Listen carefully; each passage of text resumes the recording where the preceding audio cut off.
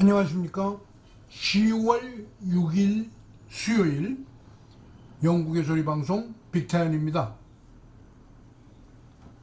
오늘 뉴스의 제목부터 말씀드리겠습니다. 첫째, 팬데믹 이후의 스트레스와 긴장, 강한 뚝심으로 변화시킨다. 둘째, 코비드 발가락, 이런 말 들어보셨나요? 셋째, 청소년 백신 접종 실시하고 있습니다. 첫 소식입니다. 전당대회 마지막 날인 오늘 보리스 수상은 그의 정부가 사회와 경제가 직면한 문제를 다루기 위해 그 어느 때보다도 강한 뚝심으로 시책들을 추진해 나갈 것이라고 말합니다. 보리스 수상의 연설은 영국 전체를 고임금, 고숙련 고용으로 이끌겠다는 의미입니다. 이번 전당대회는 인플레이션, 상품의 공급망 문제, 휘발유 및 노동자 부족에 대한 우려 속에서 열렸습니다. 그러나 화요일 보리스 수상은 BBC와의 인터뷰에서 현재의 문제에 대해 걱정하지 않는다고 말하면서 경제가 최악의 코비드에서 회복되면서 단기적인 스트레스를 받고 있다고 주장했습니다. BBC 정치기자 구센버그와의 인터뷰에서 보리스 수상은 우리 경제와 사회의 가장 큰 기본적인 문제, 이전에 어떤 정부도 해결하지 못한 문제들을 다루고 있다고 전제하면서 수십 년 동안 유럽 속에서 방황해온 영국으로부터 브렉시트를 완수했고 무엇보다도 현 정부는 백신 출시를 끝내고 이제부터는 사회복지를 완수할 것이라고 말했습니다. 국제적 문제로서 미국과 사이에 일어나고 있는 일 사이에는 몇 가지 근본적인 긴장이 있다는 걸 인정합니다. 그러면서도 보리스 수상은 브렉시트 이후의 새로운 경제 비전을 이렇게 말합니다. 사람들을 핵심 부분으로 끌어들이기 위해 더 높은 임금과 더 나은 조건으로 대체될 수 있었던 고급 이민 정책이 사라졌다고 말했습니다. 이러한 사회적 현상을 보리스 수상은 지금 일어나고 있는 일은 전염병 이후의 스트레스와 긴장이라고 표현합니다. 그는 전당대회에서 연설할 때 영국의 모든 지역을 평준화하겠다는 자신의 공약을 다시 언급했습니다. 이것은 2019년 총선에서 보수당이 오랫동안 노동당이 장악한 북부 잉글랜드와 미들란드 전역에서 많은 의석을 차지할 수 있도록 만든 기폭제가 되었던 것도 사실입니다. 그는 국가가 모든 사람이 자신의 일과 일의 질에 자부심을 가질 수 있는 고임금, 고숙련, 고생산성 경제로 나아가고 있다고 말합니다. 보리스 수상은 재능, 천재성, 상상력, 열정이 이 나라 전역에 고르게 분포되어 있다며 한 지역의 주민들이 지리적으로 다른 지역보다 더 가난하게 될 이유가 없다. 또는 사람들이 자신의 잠재력에 도달하기 위해 사랑하는 사람이나 지역사회에서 멀어져야 한다고 느끼는 이유, 그는 이것이 과열된 남동부의 일부 지역에 대한 압박을 완화하는 동시에 소외된 지역에 희망과 기회를 제공할 것이라고 주장합니다. 그는 저임금, 저성장, 저기술, 저생산성, 이 모든 것이 통제되지 않아 동유럽 이민에 의해서 가능하고 도움이 되던 낡은 모델로 돌아가지 않을 것이라고 말했습니다. 둘째 소식입니다. 과학자들은 코비드에 걸린 일부 사람들이 발가락과 손가락에 병변이 생기는 경우가 있다고 말합니다.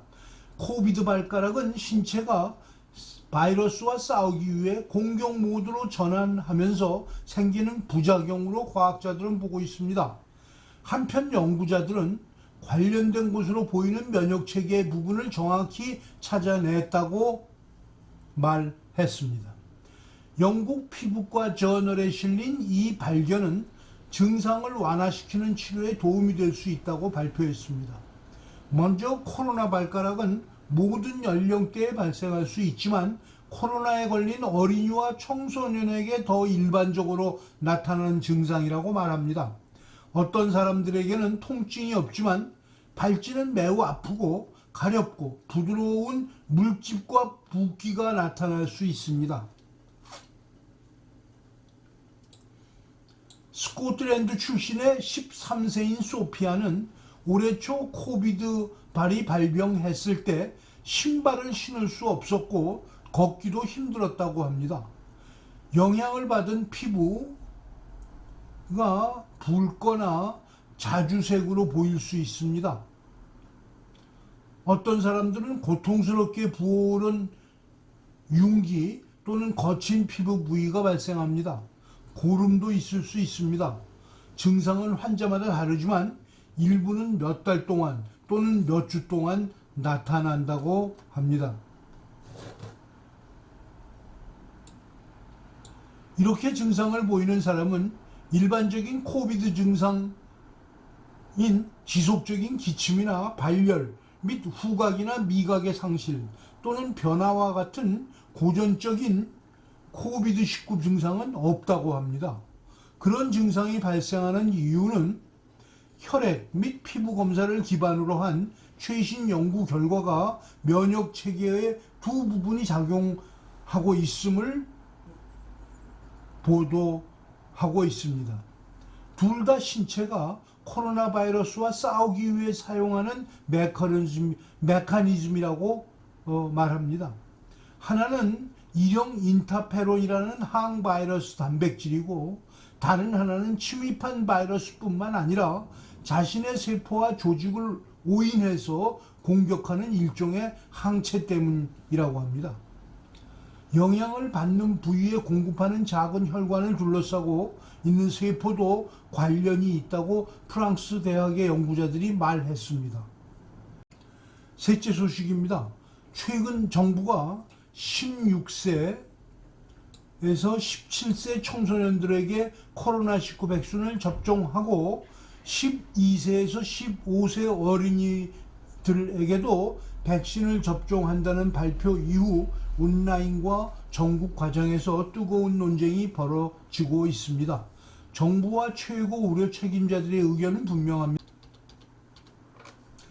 청소년들에게 예방접종을 하면 심각한 코비드19에 걸리거나 다른 사람에게 전염될 가능성이 훨씬 낮아진다고 말합니다. 뿐만 아니라 정신적으로도 아동들이 자신을 보호한다고 합니다.